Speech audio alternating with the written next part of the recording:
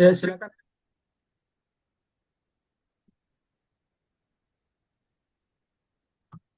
Silakan, Kakak mulai. Sudah? Ya. Bismillahirrahmanirrahim. Assalamualaikum warahmatullahi wabarakatuh. Waalaikumsalam. Waalaikumsalam warahmatullahi wabarakatuh. Alhamdulillahirabbil alamin. Alhamdulillahilladzi hadana li hadza wa ma kunna linahtadiya laula an hadanallah.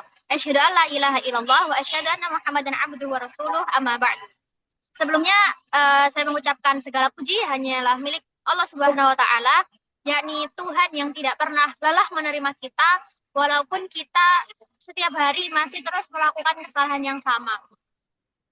Tak lupa juga salawat dan salam semoga selalu tercurahkan kepada junjungan kita Nabi Muhammad Shallallahu Alaihi Wasallam yang dengan risalah yang beliau bawa kita dapat keluar dari zaman yang jahiliyah ya, zaman kebodohan, kebodohan secara akidah sehingga kita dapat menuju zaman yang sekarang ini terang benderang akan kita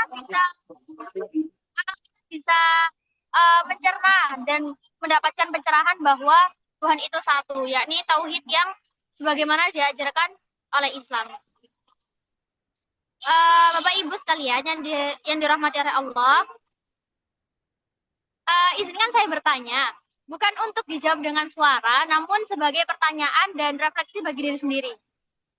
Jadi, apakah ibadah kita selama ini itu telah membuat hati kita menjadi lebih tenang? Sebagaimana manfaat dari sholat itu adalah menenangkan hati. Manfaat dari sholat dan berzikir adalah untuk menenangkan hati. Sebagaimana yang Allah katakan dalam surat Ar-Ra'd, ala bidzikrillahi tatma'innul qulub. Ingatlah bahwa dengan mengingat Allah, hati akan menjadi tenang.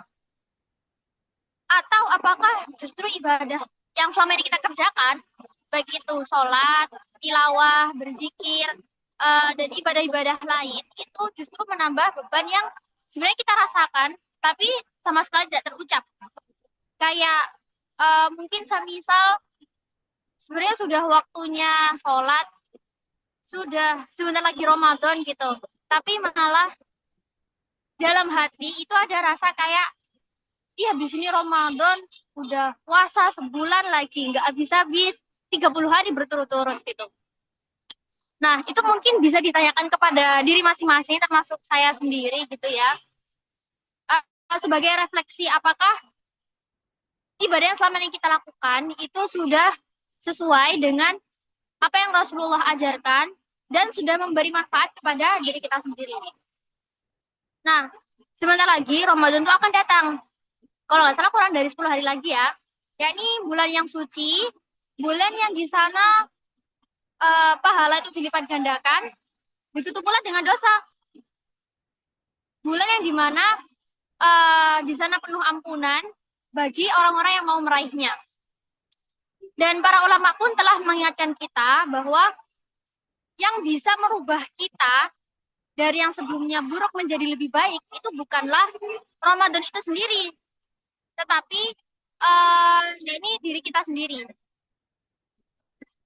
Barang siapa yang ketika misalnya kita ambil contoh, Allah sudah menyediakan setiap hari itu sepertiga malam terakhir untuk kita menyampaikan keluh kesah, menyampaikan permintaan kita dan segala macamnya itu. Tetapi, nah di situ ada orang-orang yang menyambut itu dan ada orang-orang yang mengabaikan itu. Seperti itu juga Ramadan.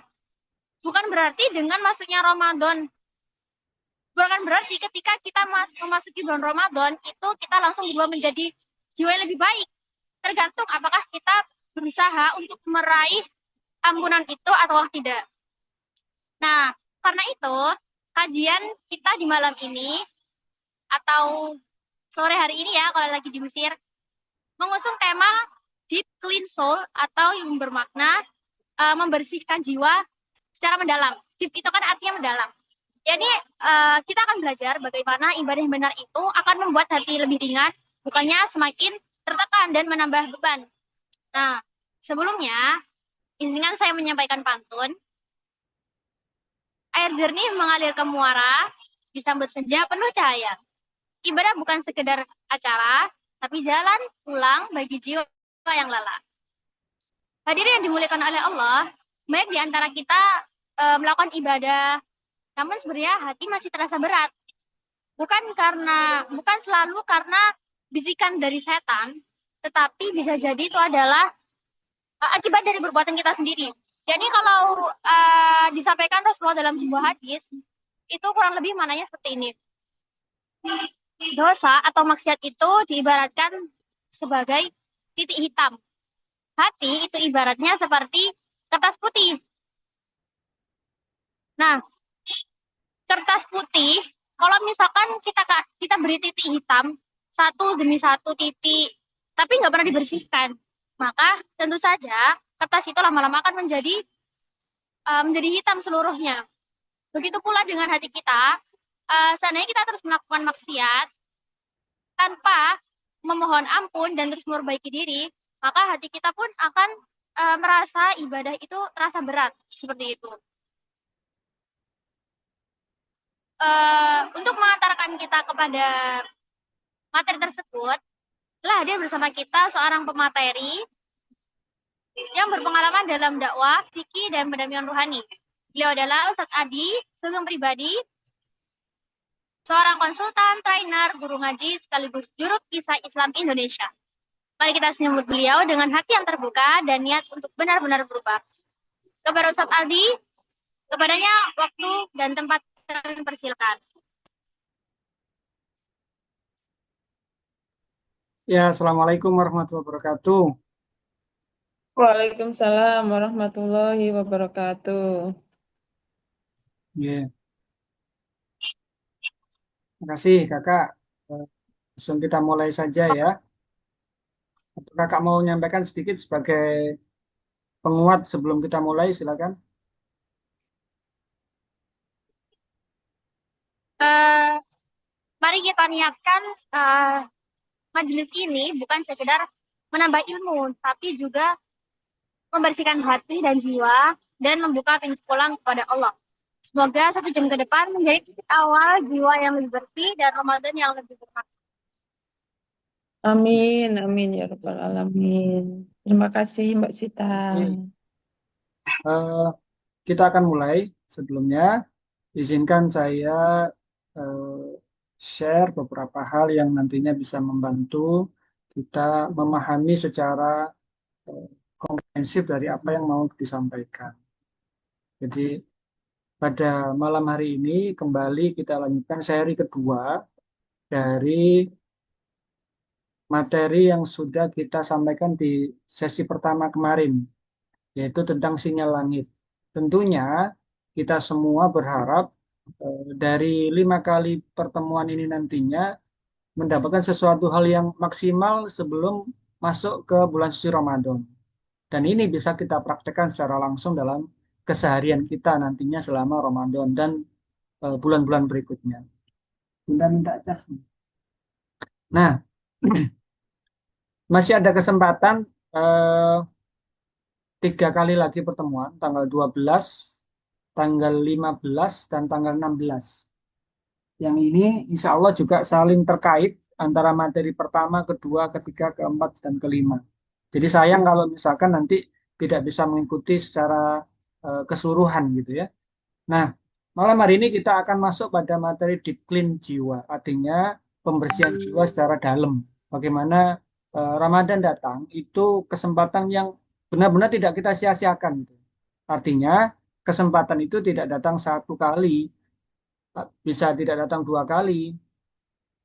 Maksudnya kesempatan Ramadan bisa datang berkali-kali, tapi bisa jadi itu sekali dalam hidup kita ketika kita kemudian dipanggil oleh Allah di usia kita yang tidak pernah tahu. Maka kesempatan Ramadan yang tahun ini, yang semoga kita berjumpa kurang beberapa hari lagi, kurang 8 hari ini kayaknya, itu kita bisa maksimal nantinya.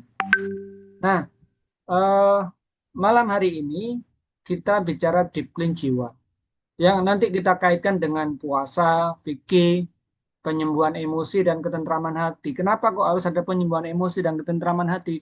Karena banyak di antara kita, saya termasuk, itu yang mengalami masalah-masalah emosi, luka-luka yang belum sembuh, di masa dulu. Nah, penting untuk kemudian kita menyelesaikan hal itu. Banyak hal yang kemudian seseorang itu mendapatkan masalah dalam hidupnya gara-gara ada masalah-masalah emosi masa lalu, masa kecil dulu, luka dalam pengasuhan di masa lalu, itu butuh dibereskan supaya ketika melaksanakan ibadah ataupun ketaatan yang lainnya, kita merasa ringan. Bayangkan kemudian ketika kita menaiki puncak gunung, tapi di tas ransel kita masih ada banyak beban yang isinya batu, tanah, pasir, yang itu sebenarnya nanti ketika di puncak tidak dibutuhkan. Tapi kita belum bisa melepaskannya karena kita tidak tahu ternyata apa yang ada dalam tas kita ini di sana nggak dibutuhkan. Dan itu malah membuat kita berat dalam perjalanan melaksanakan ketaatan atau ibadah. Nah, eh, dan itu banyak terjadi di era hari ini di umat Islam dan juga umat yang non-Islam pun juga sama.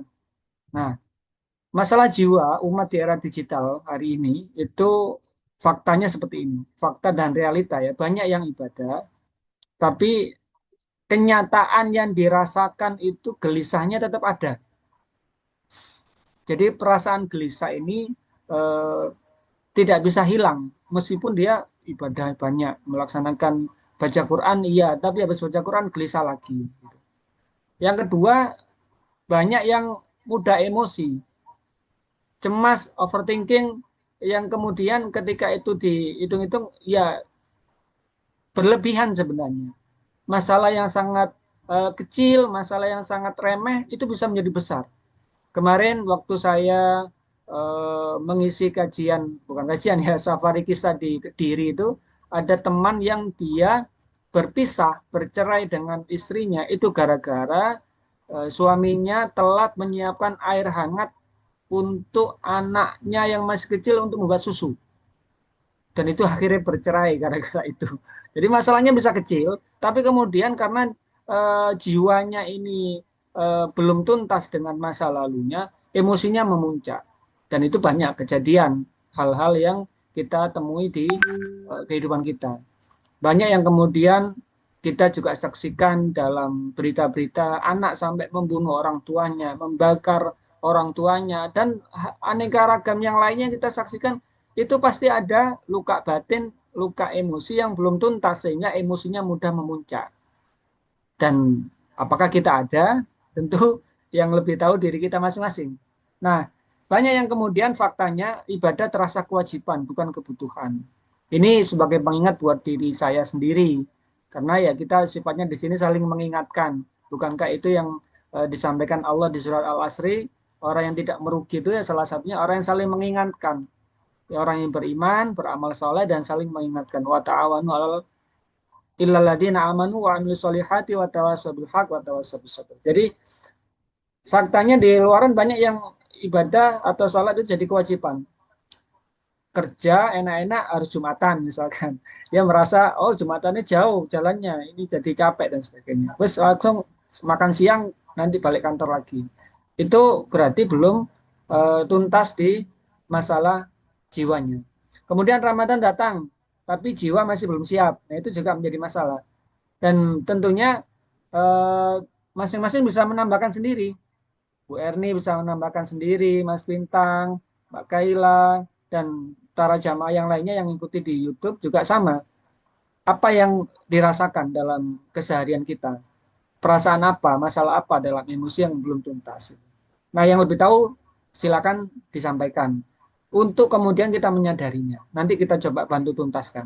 Moga-moga ada cukup waktu. Kalaupun nanti tidak cukup, bisa secara pribadi bisa belajar nanti. Bukan Ramadan yang berat adalah jiwa yang belum bersih, emosi yang tertahan, dan ibadah yang tidak dipahami atau minim ilmunya. Jadi orang yang minim ilmunya, dia merasa tertekan karena taunya hanya itu saja. Dan itu menjadi masalah dalam perjalanan ibadah nanti. Yang kedua, kita akan belajar bagaimana puasa Ramadan bukan sekedar menahan lapar. Allah berfirman dalam surah Al-Baqarah, Ya ayyuhalladzina amanu kutiba alaikumusiyam. Puasa ini diwajibkan untuk orang-orang yang beriman. Kalau kemudian kewajiban ini merasa tidak dilaksana, merasa berat untuk melaksanakannya, berarti sebenarnya korelasinya tinggal tanya iman kita setebal apa gitu. Artinya ini panggilannya untuk orang-orang yang beriman. Sementara kita melaksanakan sholat terasa berat, melaksanakan puasa terasa berat. Berarti iman kita setebal apa atau setipis apa gitu.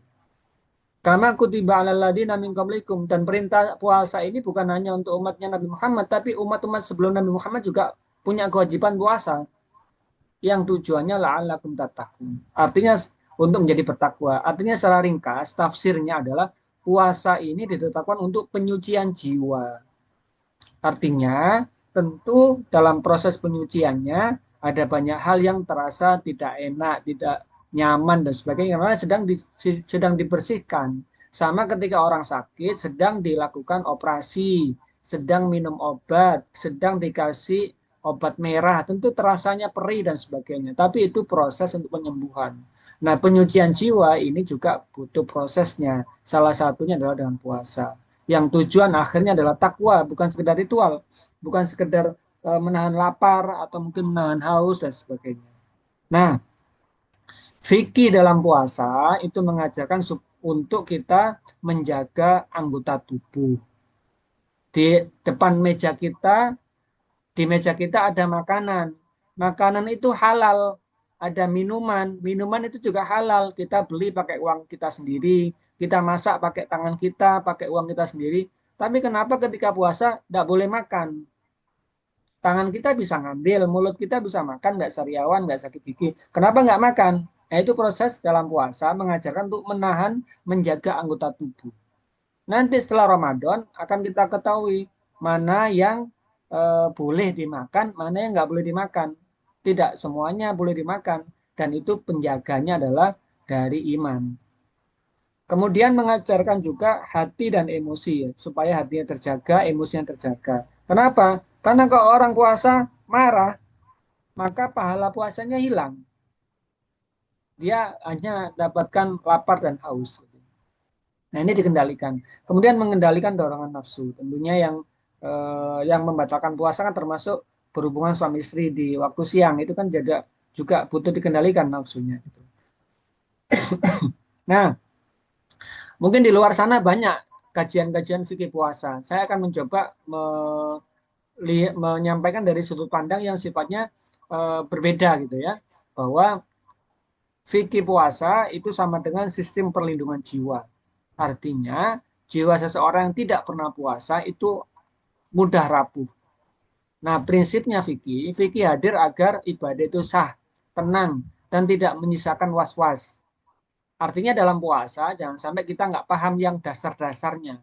Contoh, syarat wajib puasa. Mungkin sudah tahu, syarat wajib puasa apa?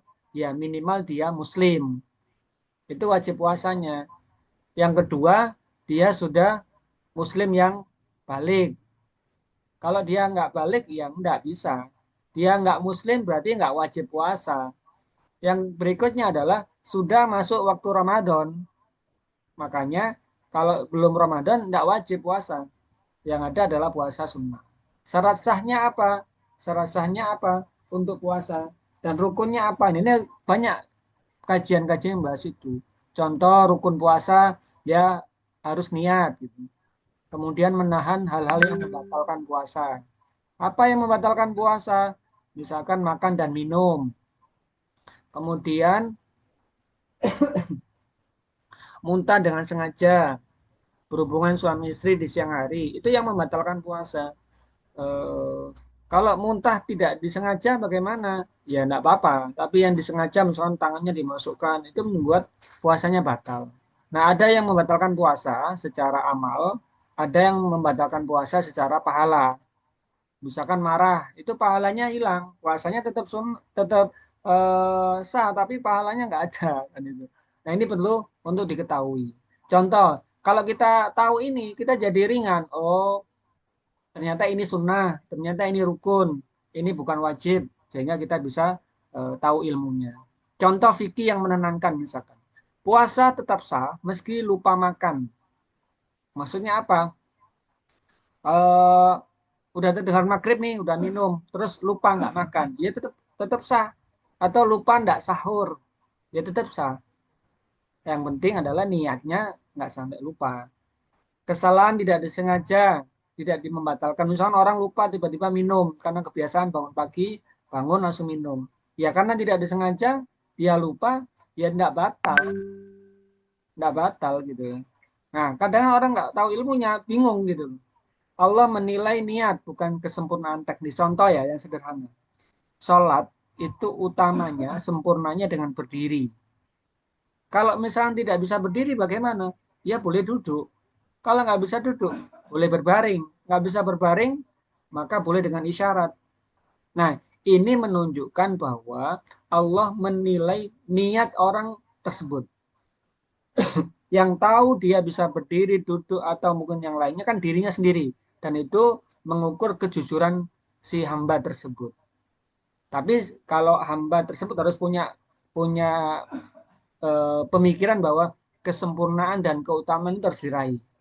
Sama misalnya kita lagi anggaplah kegiatan jalan sehat misalkan. Ada hadiah utama sama hadiah hiburan. Yang hadiah hiburan misalkan dapat contoh kipas angin misalkan, atau yang lebih kecil lagi apa, dapat rinso gitu, sabun mandi dan sebagainya. Hadiah utamanya umroh misalkan atau mobil. Orang pasti berharap kan dapat yang hadiah utama itu. Maka ketika melaksanakan ibadah, jangan yang memilih yang ringan saja, meskipun itu juga sah. Misalkan sholat sunnah itu meskipun dia bisa berdiri, boleh dengan duduk. Pahalanya dapat dapat setengahnya dari yang berdiri gitu. Artinya secara ilmu fikih boleh, tapi dia tidak dapat kesempurnaan dan dapat keutamaannya.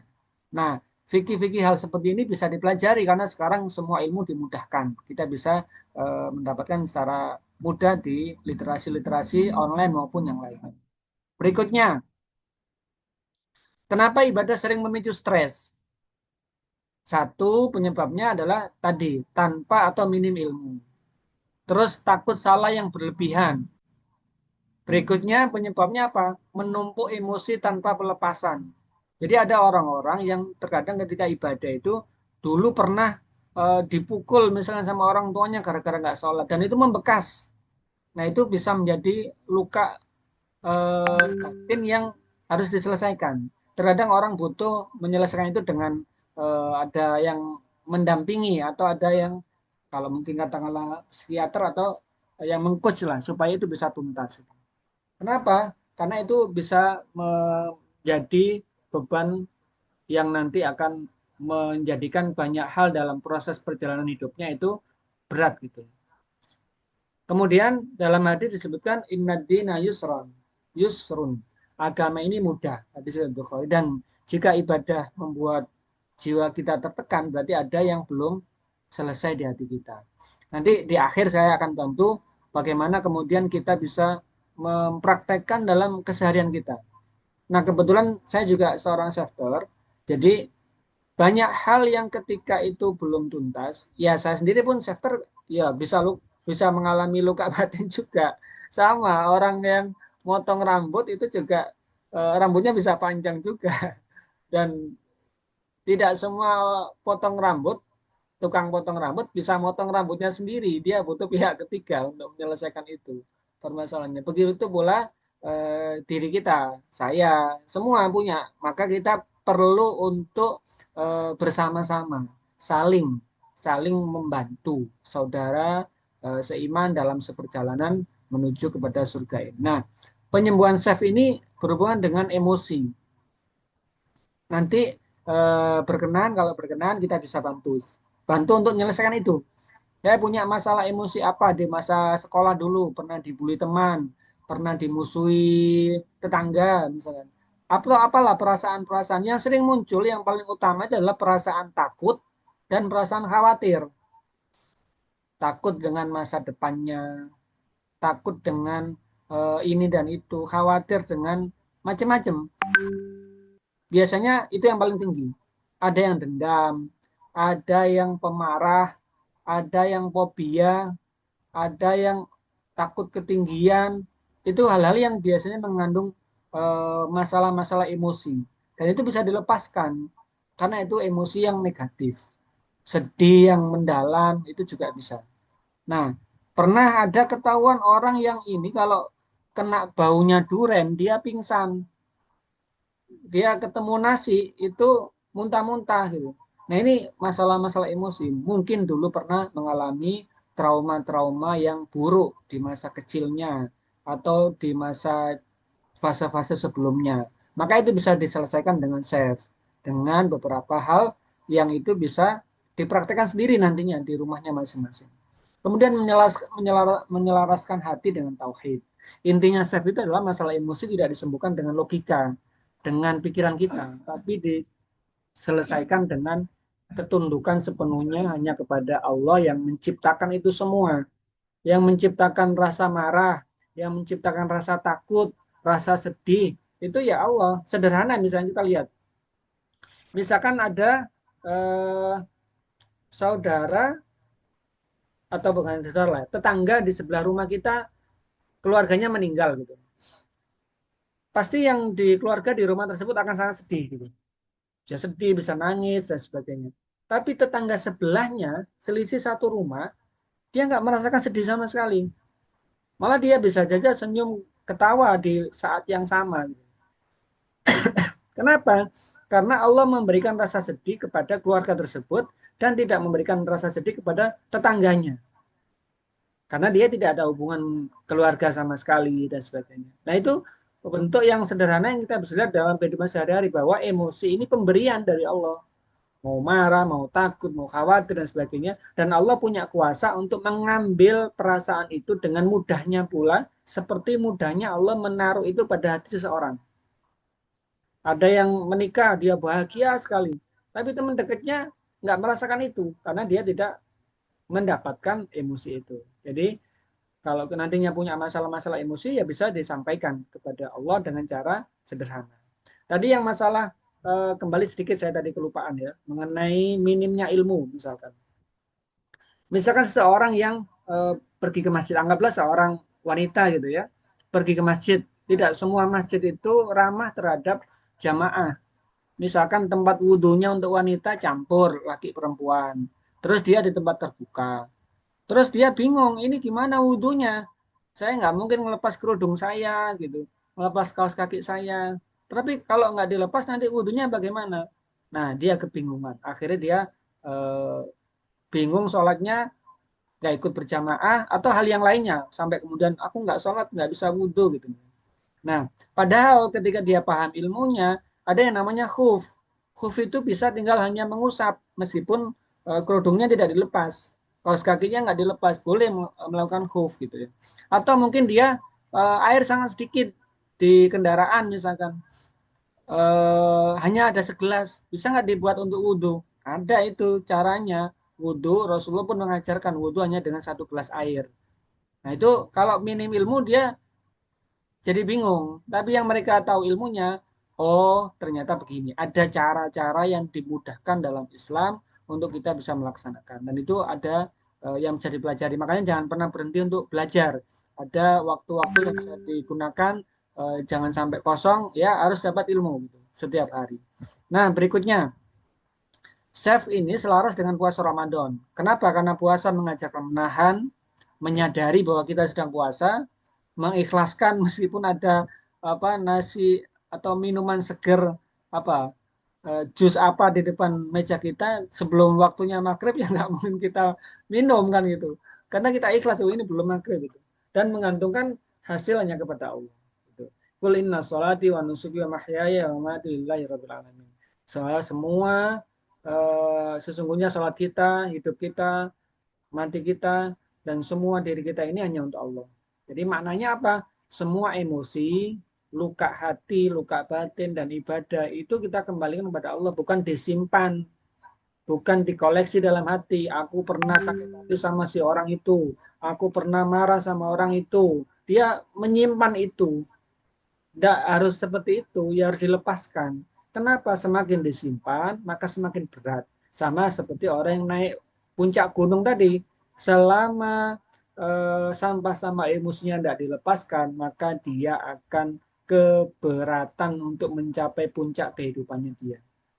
Bisa jadi udah mau nyampe, jatuh lagi. Mau nyampe, jatuh lagi. Kenapa? Karena beban-beban emosi tidak dilepaskan. Kemudian Apa yang bisa dilakukan lagi? Ruhyah syar'i, pembersihan jiwa dengan energi hati.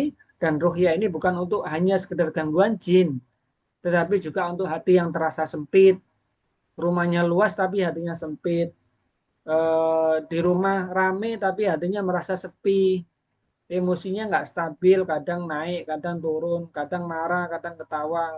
Emosi yang nggak stabil ini juga bisa jadi butuh diruqyah. Atau was-was yang berkepanjangan.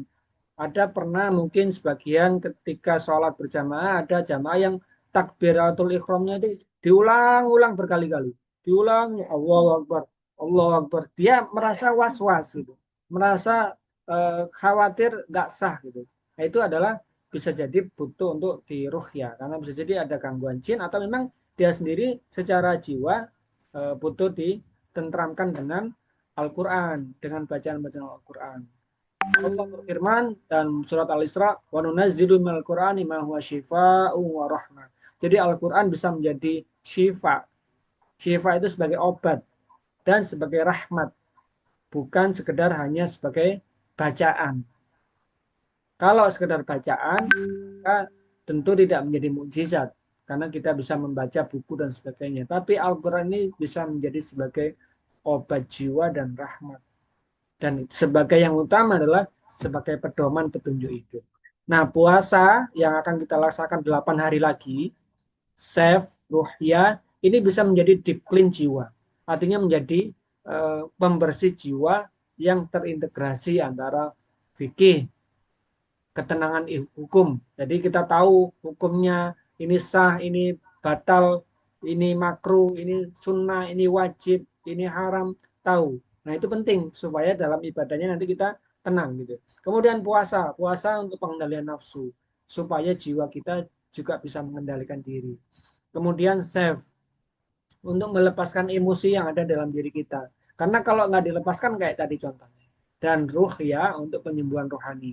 Dan ini penting karena rohani yang sakit maka itu mempengaruhi terhadap pikiran, hati dan sebagainya. Sebagaimana kemarin sinyal kita akhirnya nggak nyampe sama sama Allah penciptanya. Kenapa? Karena ruhaninya, emosinya, nafsunya, ilmunya nggak punya. Nah kita berharap Ramadan tahun ini kita bisa tuntaskan itu sebelum Ramadan. Yang merasa punya emosi takut berlebihan, punya rasa emosi yang khawatir berlebihan, atau mungkin rohaninya ini merasa was-was, hatinya merasa gelisah terus, ini segera selesaikan. Nanti kalau nututi waktunya, saya ajari caranya sederhana, bagaimana melakukan save tersebut dan ruh yang mandiri. Nah, hasilnya apa? Harapannya ibadah kita terasa ringan, jiwa kita tentram dan hati kita lapang. Saya misalkan ini sebuah cerita.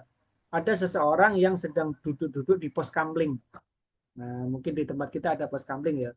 Terus dia berjumpa dengan temannya. Mungkin dianggaplah Mas Ustaz Gufron, ada Mas Bintang ya. Mas Bintang ini mahasiswa yang sedang kuliah ya, contoh ya. Mas Bintang lagi duduk-duduk di pos kamling misalkan. Terus ada temannya datang.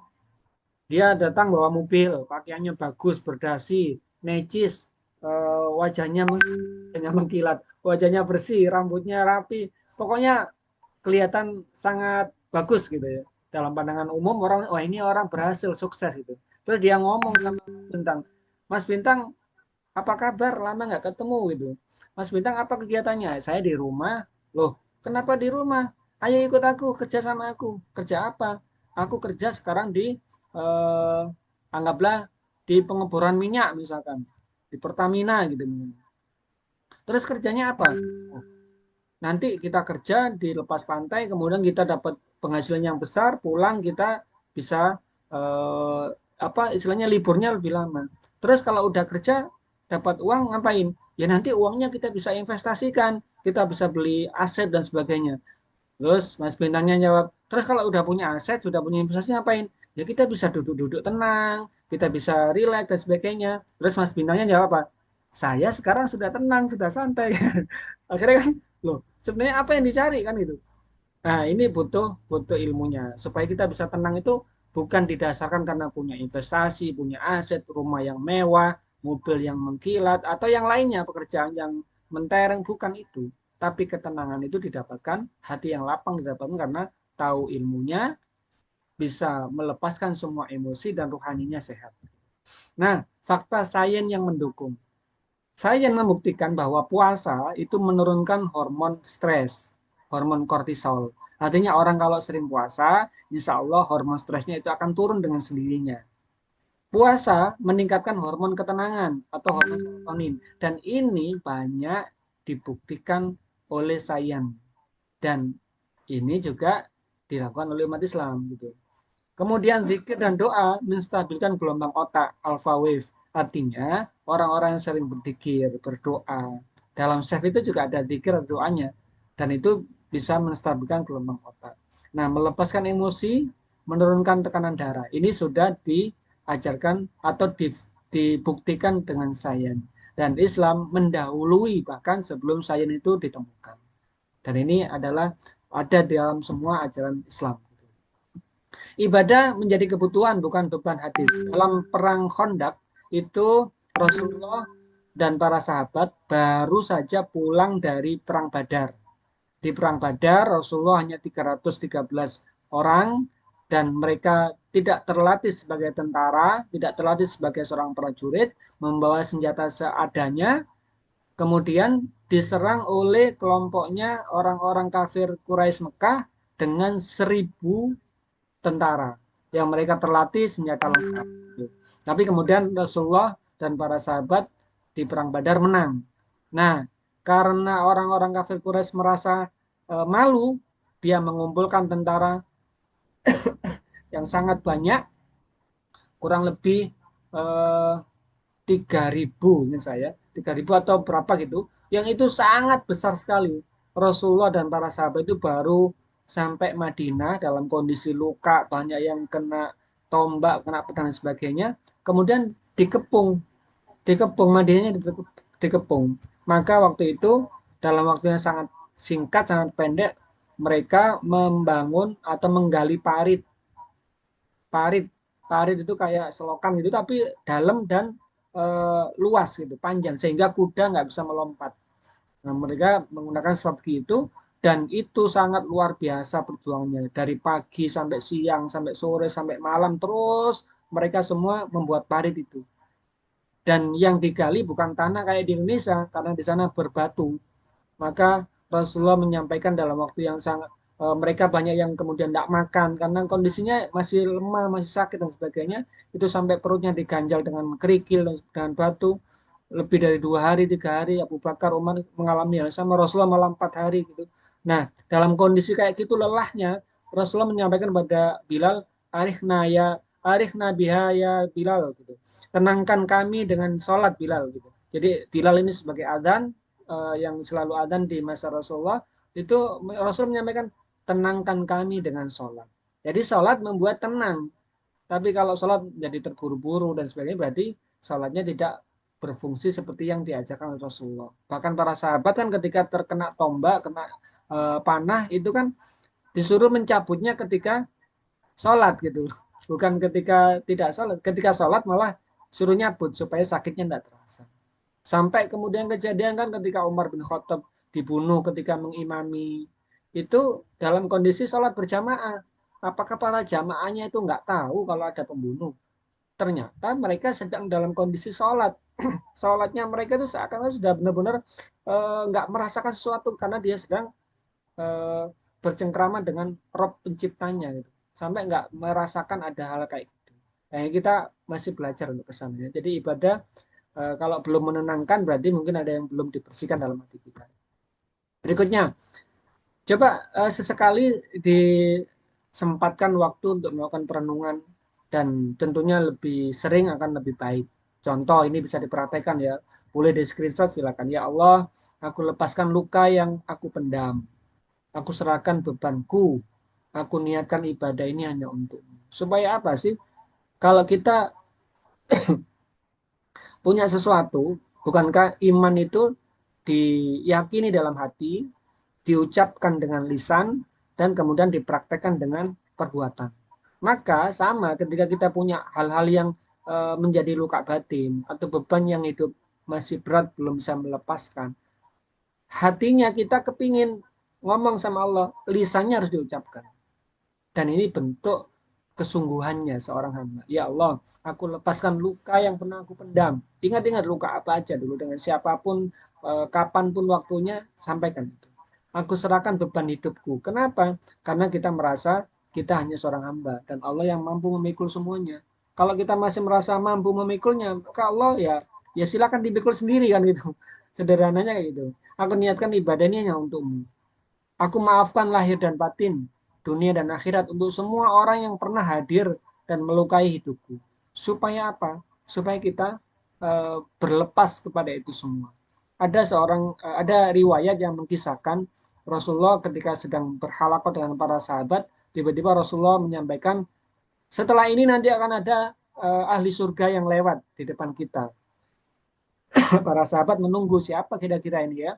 Ternyata ada seseorang yang kemudian sholat di masjid, dia nggak pakai sholat sunnah, dia langsung sholat fardu, kemudian dia pulang.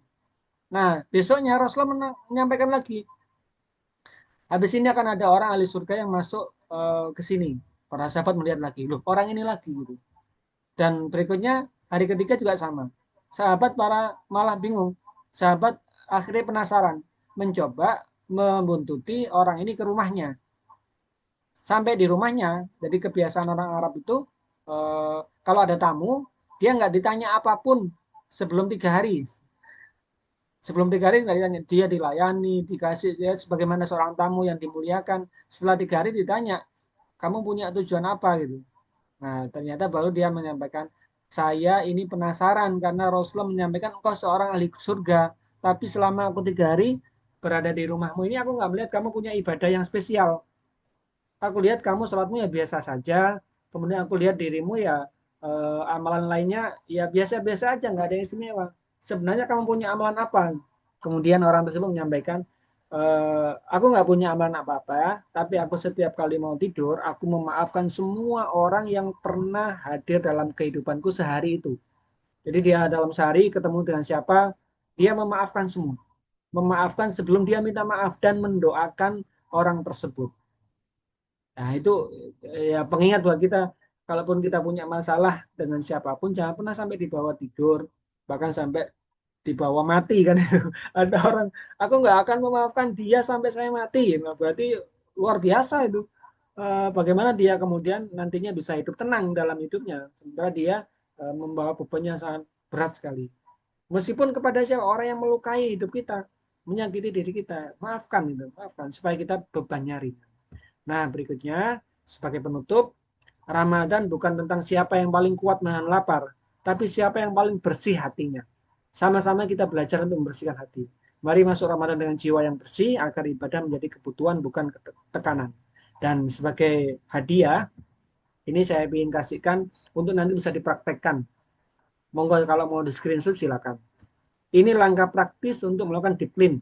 Nanti kalau ada yang ingin lebih dalam, Pak saya mau dibantu terapi self dan ruhyah misalkan, nanti bisa.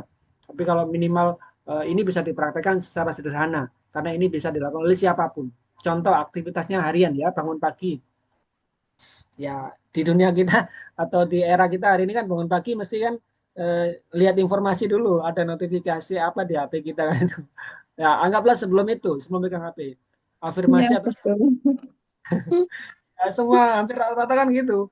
Apalagi kalau misalkan HP-nya ada alarm kan itu. Alarmnya dimatikan, tidur lagi. Ya, jadi ini bisa dipraktekkan. Ain itu, Ustaz. Iya, alarmnya di setel jam 3, terus bangunnya jam 5 gitu. Bangun, Ustaz, tapi dimatikan. Terus tidur lagi dia. Ya, ya itu berarti kan masih ada sesuatu yang belum tuntas. Artinya fungsinya alarmnya apa? Ya sekedar niatnya sudah ada, tapi kekuatannya untuk kemudian bangun itu kan masih belum. Nah, itu butuh butuh dibantu karena bisa jadi yang membuat berat itu ya ada hal-hal yang masih memberatkan dalam dalam dirinya. Siapa yang lebih tahu? Satu, dirinya sendiri, kemudian dianya punya niat untuk melepaskan itu semua. Nah, bisa jadi motivasi dari luar, inspirasi dari yang lainnya itu dibutuhkan. Contoh ya yang bisa dipraktekkan karena waktu terbatas, Bangun tidur sebelum pegang HP. Afirmasi, ngomong self-talk pada diri sendiri. Ya Allah, hari ini aku hidup untukmu, setiap aktivitasku aku niatkan ibadah. Ini yang sederhana. Kalau mengikuti contoh Rasulullah, bangun tidur, berdoa. Alhamdulillahilladzi ahyana ba'dama amatana wa ilaihin nusur. Sudah tahu artinya belum itu bagaimana? Kalau belum tahu artinya, membaca lisannya tapi tidak bisa memaknainya. Alhamdulillahilladzi ahyana. Ya Allah, terima kasih. Engkau telah menghidupkan aku lagi.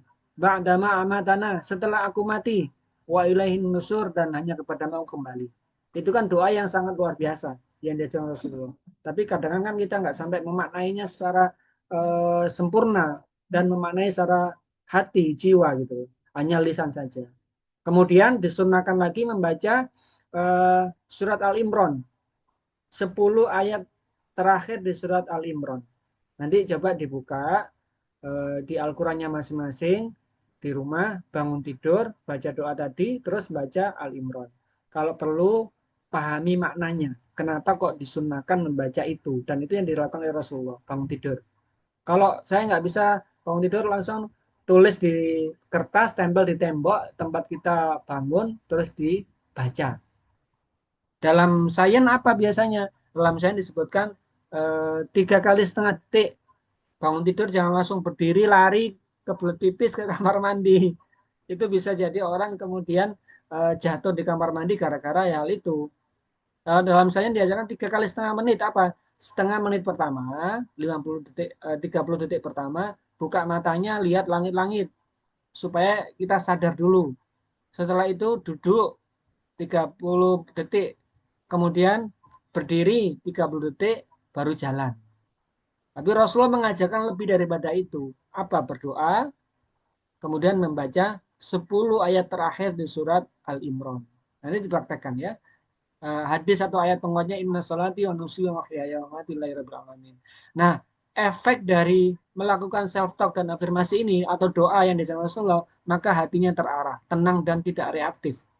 Reaktif ini maksudnya apa? Sedikit langsung spontan merespon dengan reaksi yang kadang kita itu bingung, ngapain aku tadi reaksi itu.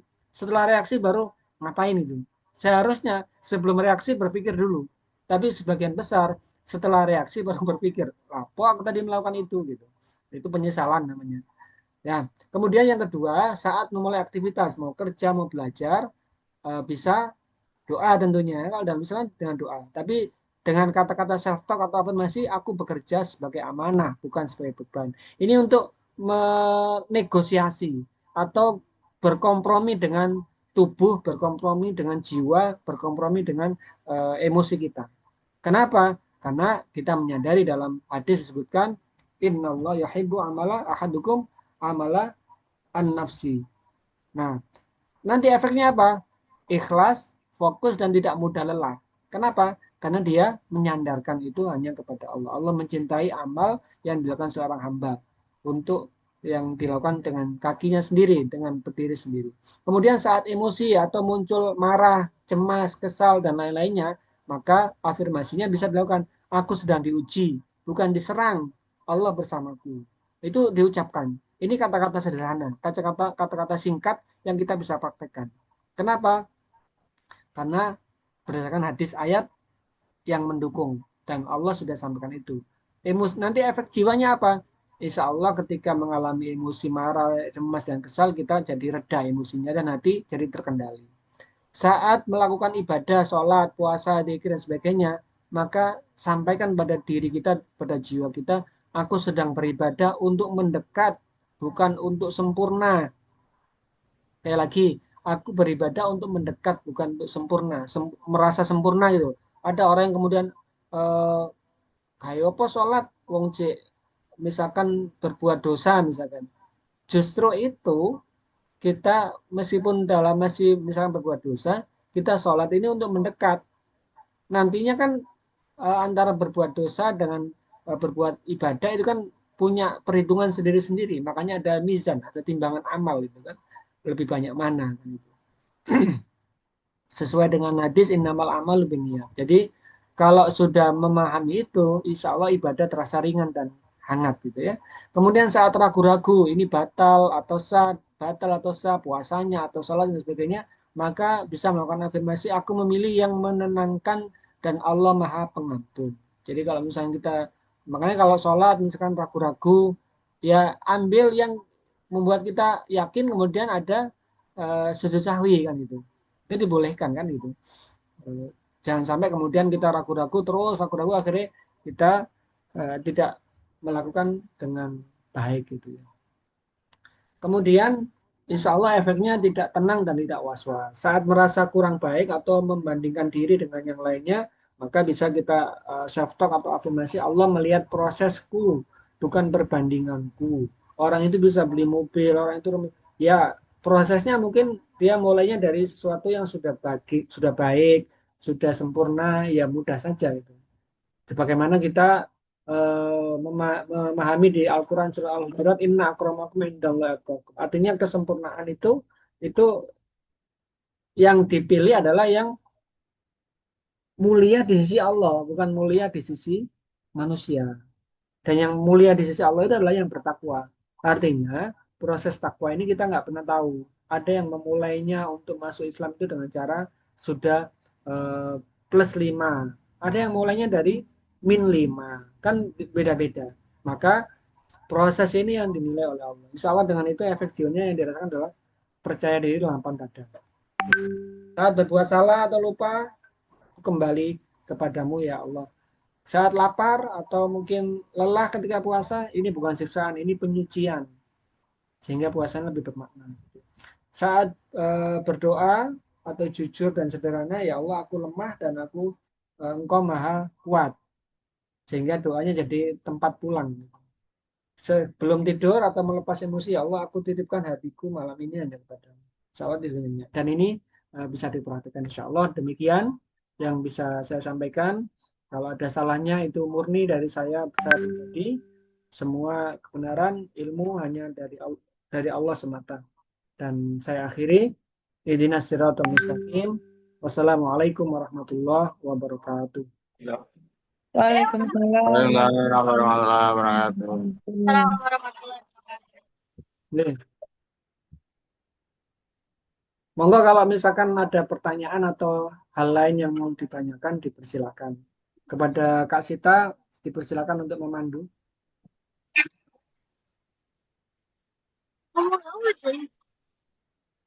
Ya, alhamdulillahirrahmanirrahim. Sudah selesai materi kita hari ini tentang yang bertemakan deep clean soul atau pembersihan jiwa secara mendalam. Eh, Mungkin sekarang bisa sesi tanya jawab ya. Mungkin ada hal yang perlu dipertanyakan, mungkin yang tadi kurang jelas dalam materi atau yang tidak ada dalam materi yang disampaikan, mungkin bisa ditanyakan. Oke, saya Mbak Sita. Ya, silakan Bu. Bagaimana cara menghadapi orang yang memancing emosi kita, bukan orang, anak. Kebetulan kalau saya ini kan wali kelasnya itu anaknya laki-laki semua, nggih, dan hebat-hebat semua. Untuk mengkondisikan anak-anak itu kan pasti ada yang memancing emosi saya gitu. Nah, itu sering terjadi itu saya terpancing masuk pancingan mereka.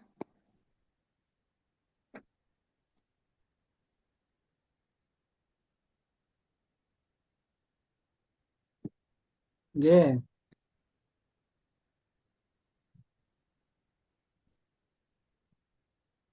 ada lagi Bu? Ya, sementara itu dulu. Tidak terpanjang. Bagaimana cara mengatasi eh, apa ya orang yang memancing emosi kita, ngoten. Ya, tentunya langsung saya jawab ya Kak Sita ya. Ini sesuatu hal yang manusiawi ya. Seseorang eh, dipancing oleh orang lain supaya marah misalkan. Itu manusiawi sekali. Nah, ketika seseorang itu mengedepankan manusiawi, Allah menyampaikan gini, wal asri innal insana lafi khusr. Allah bersumpah demi masa. Masa ini kan sesuatu hal yang kalau kita melihat dia bisa menghancurkan semua yang ada di dunia ini. Waktu atau masa yang dia bisa menghancurkan siapapun. Fir'aun yang begitu luar biasanya dia hancur karena waktu. Bangunan yang kokoh pun dia hancur karena waktu, karena usia, karena masa gitu. Nah, ketahuilah Allah menyampaikan ayat lanjutannya, innal insana lafi khusr. Sesungguhnya manusia itu dalam kerugian. Manusia itu siapa? Ya, tadi yang dia mengedepankan manusiawi. Manusiawi dong kalau misalkan aku dipancing, aku marah. Berarti dia manusiawi. Kalau dia memilih manusiawi, maka dia termasuk rugi itu. Loh terus berarti gimana? Tidak menjadi manusiawi. Ya, maksudnya bukan tidak menjadi manusia, bukan. Tapi upgrade-lah diri menjadi orang yang tidak sekedar manusia. Apa ayat lanjutannya? Innal insana lafi khusr illal ladina amanu. Artinya adalah jadilah orang mukmin. Kalau manusiawi kan insan, jadilah orang mukmin. Orang mukmin ini sudah naik upgrade. Nah, ini Ramadan upgrade ya. Mengupgrade diri kita menjadi seorang mukmin, bukan hanya sekedar sebagai seorang manusiawi. Manusiawi kalau saya diganggu itu marah. Manusiawi kalau misalkan saya dipancing untuk emosi, saya emosi. Itu manusiawi. Manusiawi kalau kemudian saya ditipu orang, saya sedih. Itu manusiawi. Manusiawi kalau anggota keluarga saya ada yang meninggal, itu manusiawi. Tapi jangan jadi manusia, jadilah mukmin. Mukmin yang illalladzina amanu wa amilus solihat.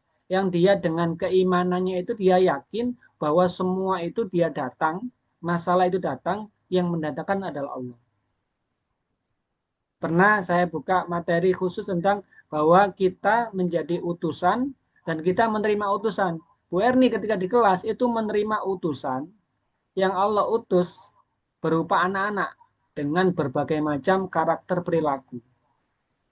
Ketahuilah anak-anak nggak akan bisa mancing Bu Erni ketika tidak diizinkan oleh Allah. Dan Bu Erni punya kesempatan ketika dipancing itu mengambil posisi sebagai seorang mukmin. Apa? Beriman bahwa anak tadi adalah utusan yang Allah hadirkan, kemudian wa'amilus solihat, tetap berbuat baik. Watawasau bil haq, watawasau bis sabr. Saling menasehati dalam kebaikan dan kesabaran. Artinya kita sendiri harus sabar. Nah, bagaimana kemudian cara praktisnya untuk kemudian menghadapi anak seperti itu? Satu, kita yakin bahwa dia tadi utusan yang Allah hadirkan. Untuk apa? Untuk menambah pahalanya kita. Dan kita sendiri itu kita kan menerima utusan berupa anak-anak tadi. Dan kita menjadi utusan buat anak-anak tadi. Anak-anak menerima utusan. Artinya gini, kita menerima utusan dan kita menjadi utusan. Sederhananya gini loh. Bu Erni terima utusan dari Allah namanya anak-anak yang diajari di kelas. Laki-laki semua, nakal semua atau apa macam ya gitu. Plus Bu Erni menjadi utusan bagi anak-anak juga. Ketika anak-anak nakal, Bu Erni meresponnya bagaimana? Ketika Bu Erni merespon dengan baik, dengan sabar, watawasabil haq, watawasabil sabar, maka Bu Erni punya kesempatan untuk meraih pahala. Yang kedua, anak-anak menerima utusan namanya Bu Erni. Dia akan melihat, oh Bu Erni ini ternyata emosian juga gitu. Nah, oh Bu Erni ternyata orangnya sabar. Nah, mereka akan mendapatkan pembelajaran dari responnya kita. Tergantung kita mau merespon apa.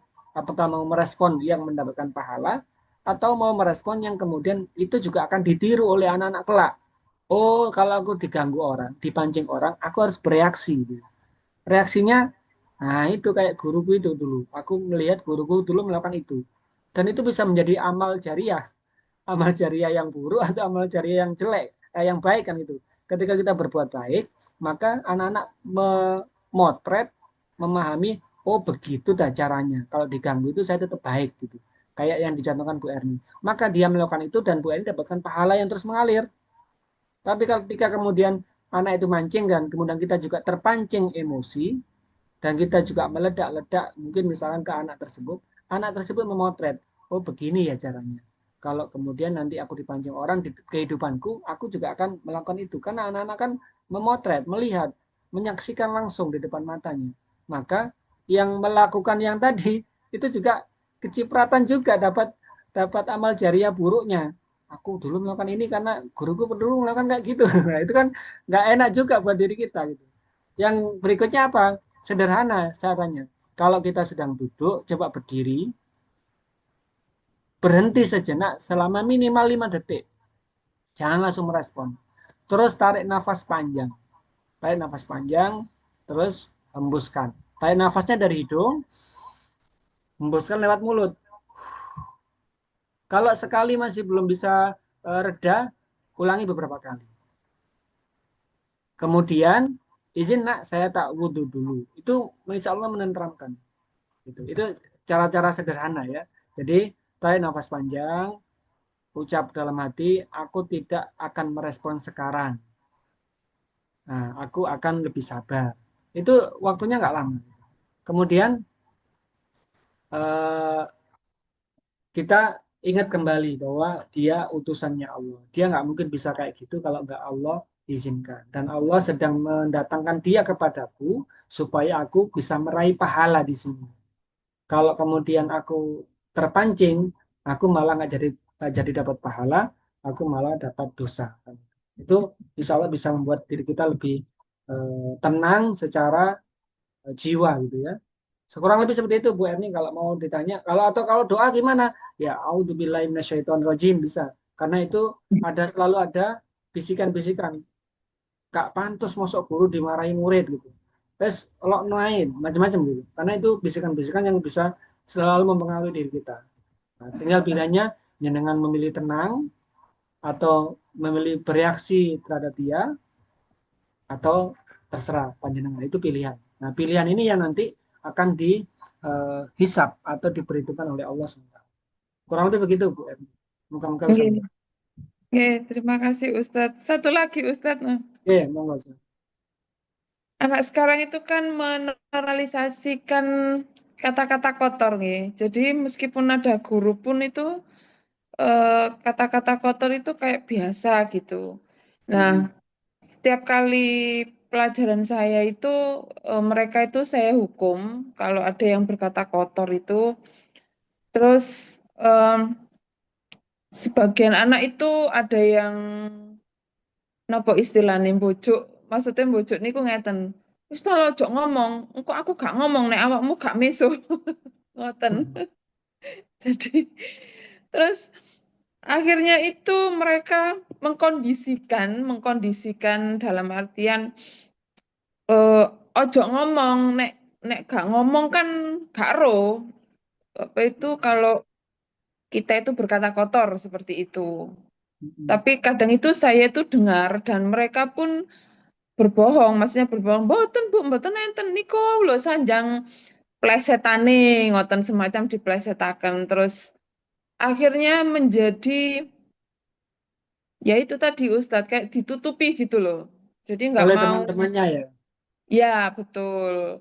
Karena kalau berkata kotor, saya suruh maju, istighfar itu 100 kali. Dan itu memang menyita pelajaran saya ya. Tapi saya biarkan, saya maunya kondusif, jangan ada yang berkata kotor. Lah, setiap kali ada kelas itu yang kondusif sudah, nggak berkata kotor. Kalau ada anak lewat, ada itu, nggak usah senggolan sama temannya aja itu berkata kotor itu kayak apa nggih? Kayak sudah biasa ngoten loh. Ya, Nah, pertanyaan saya gini ku wau, bagaimana mengkondisikan anak-anak yang yaitu tadi mereka mengkondisikan ojo kondo talang. Nek gak kondo kan gak ero Bu Erni, nek kita itu mesu kayak gitu ngoten. Oke, terima kasih Ustadz ngapunten. ya, ya. Alhamdulillah. Eh, Pak Haris punya pengalaman? Ya, Ustaz, maaf terlambat. Oh ya, barangkali punya pengalaman kasusnya Bu Erni kayak apa? Eh, nggak ada Ustaz yang kasus gitu, Ustaz. Cuma memang kalau ada bicara memang proses ya Ustadz ya. Artinya kalau anak-anak di kelas ini kalau memang dia berkata yang kurang baik itu biasanya sih saya kasih konsekuensinya ya kayak tadi siswa tadi udah boleh. Terus satu lagi ada perjanjian Ustadz. Jadi antara guru dengan murid jika ada sesuatu yang tidak menyenangkan apa saja entah itu omongan ataupun sikap maka dia sudah tahu nih apa nih yang harus konsekuensinya apa nih yang diterima kan gitu Ustadz. Iya, iya. Itu sih kalau di kelas ulun. Iya, iya. Terima kasih. Kak Sita mau ngasih masukan sebelum saya jawab. Mungkin di Mesir sana kan banyak teman-teman yang punya varian atau mungkin Eh, gimana ya? Karena juga ya aku sendiri masih minim minim pengalaman ya di dunia pendidikan gitu.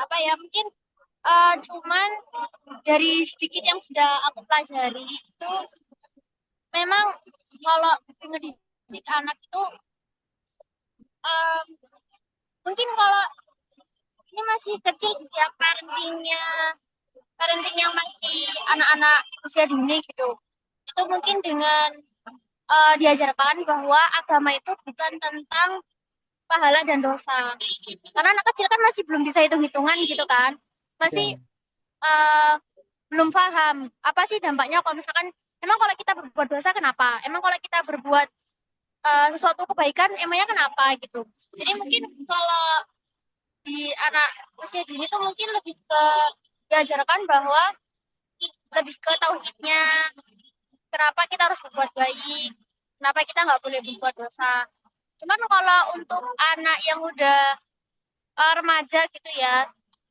masih belum ada ilmu dan pengalaman sih untuk itu. ya, ya, ya. Oke. Jadi eh, ini berdasarkan pengalaman dan berdasarkan dengan cara yang disampaikan oleh Rasulullah kan itu. Ketika seseorang diberikan apa istilahnya tadi ceritanya anak menutupi kesalahan temannya supaya tidak jadi masalah. Bentar, bentar.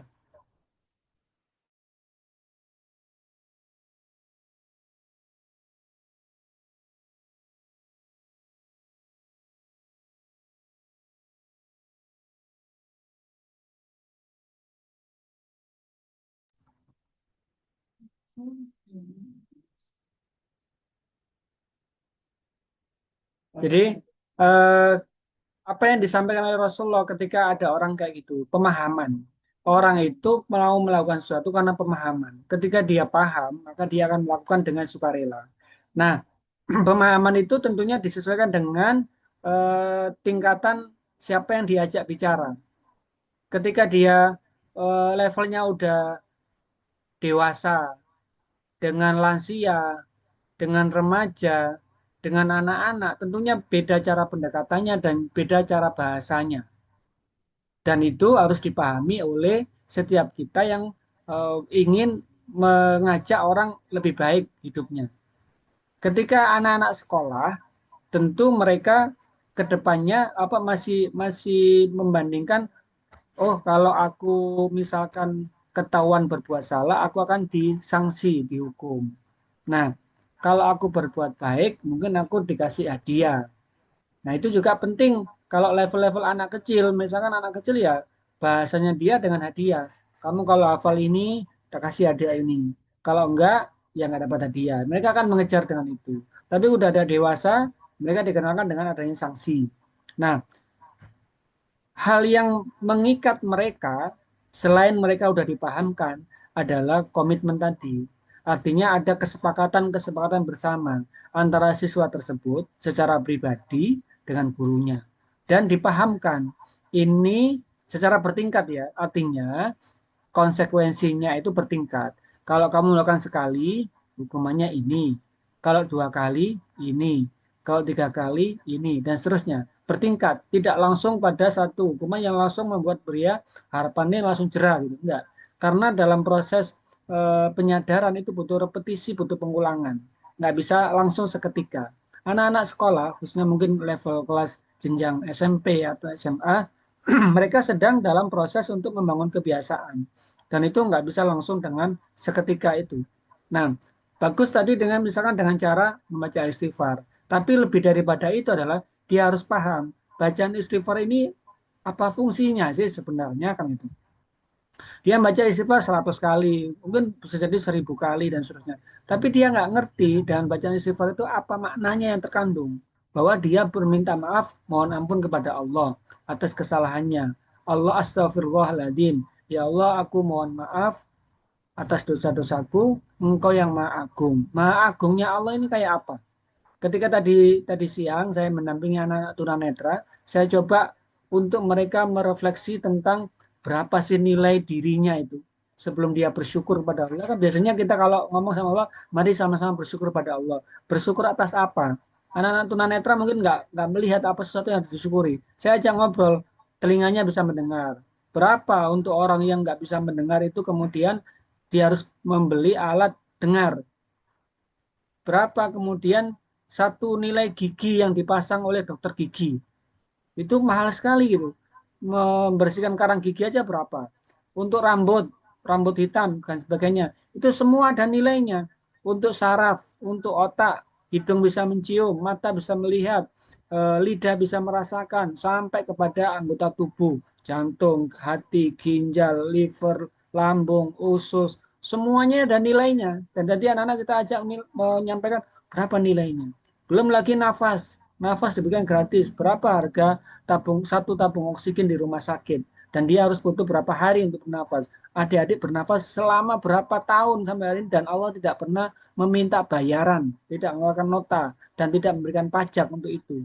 Nah, anak-anak, oh iya ya ternyata, ini anak-anak netra ya, ini ternyata mahal sekali tubuh kita ya, satu ginjal aja berapa, mereka mulai berpikir. Nah, ada nikmat yang jauh lebih besar yaitu nikmat iman dan Islam, yang itu bisa melebihi semua itu. Nah, mereka akhirnya ketika ayo sama-sama kita bersyukur, mereka kemudian mengingat, oh iya ya nikmat Allah yang banyak. Nah, ketika anak-anak diajari, ayo kalau kamu berbuat salah, kamu berkata kotor, kamu baca istighfar. Nah, pahamkan apa itu istighfar. Sebelum memahamkan itu, konsekuensinya sebelum keluar, buat komitmen dulu. Komitmen secara pribadi. Per satu orang kalau perlu menghadap. Kamu tahu nggak konsekuensinya ini dan sebagainya. Konsekuensi di dunia dan konsekuensi di akhirat gitu. Nah, ini bisa bisa konsekuensi di dunia apa? Kalau kamu sering berkata kotor, bagaimana orang kemudian orang-orang bersih datang kepada kamu? Kalau kata-katamu kotor, sudah dipastikan hati jiwamu kotor. Kamu tahu ceret misalkan. Ceret itu atau mungkin teko, kalau dituangkan air, airnya yang keluar itu sesuai dengan isinya kan. Kalau isinya kopi ya keluarnya kopi, isinya teh keluarnya teh, isinya susu keluarnya susu, isinya air putih keluarnya air putih. Nah, tempat keluarnya hati itu adalah lisan. Nah, dipahamkan kayak gitu. Kalau lisanmu kotor, udah dipastikan hatimu juga kotor. Kalau hatimu kotor, bagaimana ketemu dengan orang-orang soleh? Kamu mau nggak cita-cita pengen jadi orang soleh? Kamu mau nggak nanti punya pasangan istri suami yang soleh juga? Nah, bagaimana kamu bisa mendapatkan itu ketika hatimu kotor? Lihat dari mana? Itu lisanmu kotor. Mau nggak kamu berubah? Nah, kalau mau berubah, buat aja komitmen, berjanji, buat afirmasi, buat ngomong pada diri sendiri. Mulai hari ini dan seterusnya, aku akan menjaga lisanku, aku akan menjaga kata-kataku, supaya tidak menyakitkan, supaya tidak kotor, dan sebagainya. Dan mereka dalam tanda kutip bertanda tangan dengan apa yang mereka eh, komitmenkan itu, kemudian mulailah berlaku perjanjian. Perjanjiannya apa?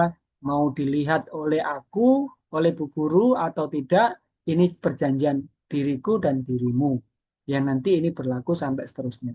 Udah itu bisa mengikat dan bisa Allah bisa eh, menuntun prosesnya ya. Kita ikhtiar secara manusiawinya kayak kalau nanti tetap nggak bisa berubah ya dibantu dengan gurunya untuk berdoa karena mereka murid-murid yang dititipkan untuk diajari dan dibimbing oleh seorang guru.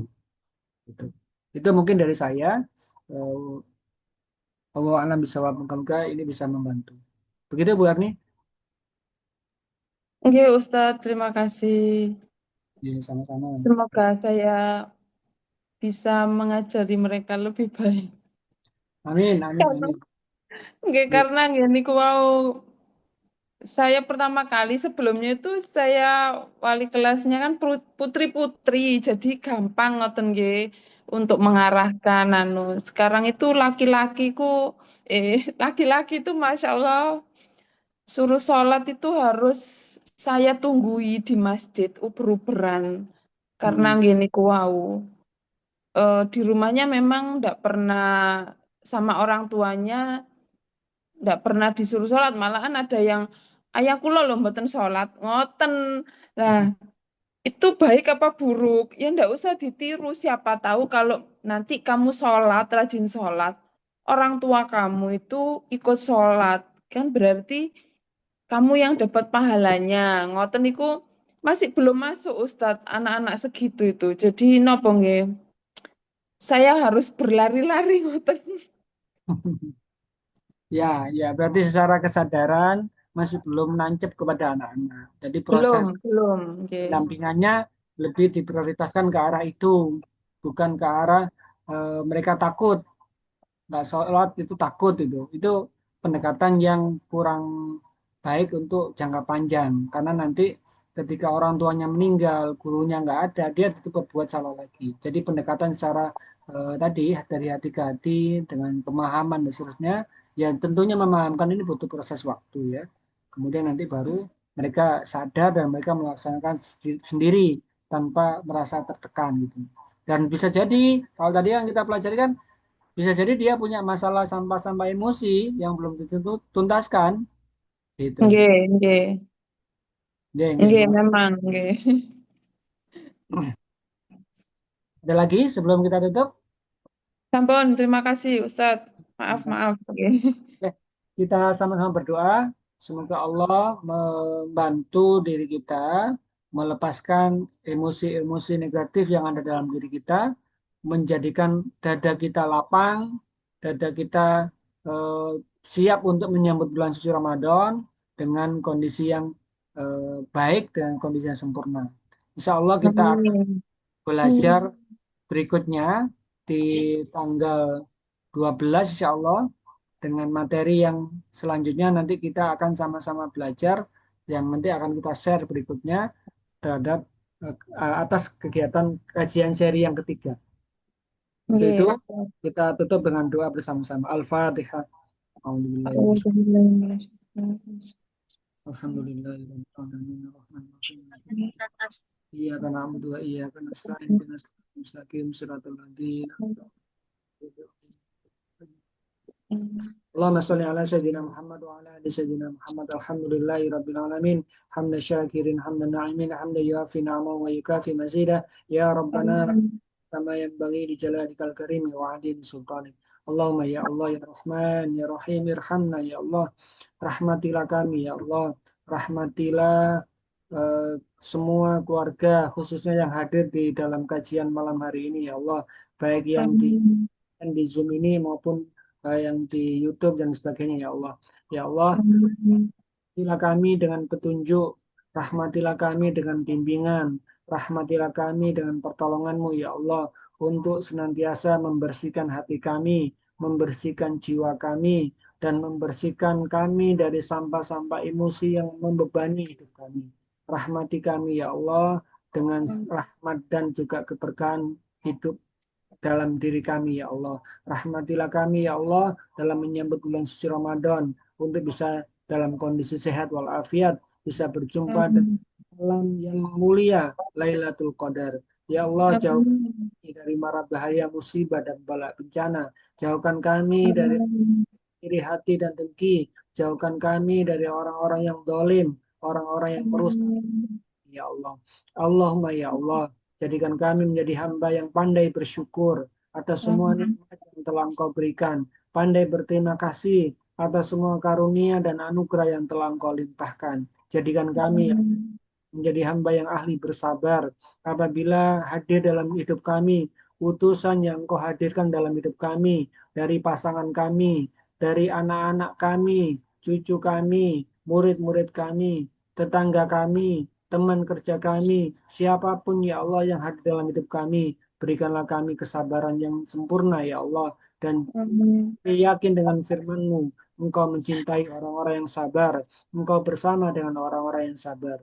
Allahumma ya Allah, jadikan kami jadi hamba yang istiqomah dalam kebaikan, istiqomah dalam ibadah, istiqomah dalam amar ma'ruf nahi munkar. Allah maghfir lana dunubana wali walidaina warhamhuma kama rabbayana shighara. Allahumma la tada'na dhanban illa ghafarta wala hamman illa farajta wala dainan illa qadaita wala hajat min hawaji dunya wal akhirata illa qadaitaha ya arhamar rahimin. Barik lana fi sa'bana wa balighna Ramadan wa balighna Ramadan ya Allah wa balighna Ramadan. Allahumma ارزق زيارة مكة والمدينة والعرفة برحمتك يا أرحم الراحمين. اللهم اختم لنا بحسن الخاتمة ونعوذ بك من سوء الخاتمة. ربنا آتنا في الدنيا حسنة وفي الآخرة حسنة وقنا عذاب النار وأدخلنا جنة مع الأبرار يا عزيز يا غفار يا رب العالمين. وصلى الله على سيدنا محمد وعلى آل سيدنا محمد. سبحان ربك رب العزة عما يصفون وسلام على المرسلين الحمد لله رب العالمين. Amin, amin, ya Dan bila ada khilaf, sampai jumpa lagi di kajian berikutnya. Wassalamualaikum warahmatullahi wabarakatuh. Waalaikumsalam warahmatullahi wabarakatuh.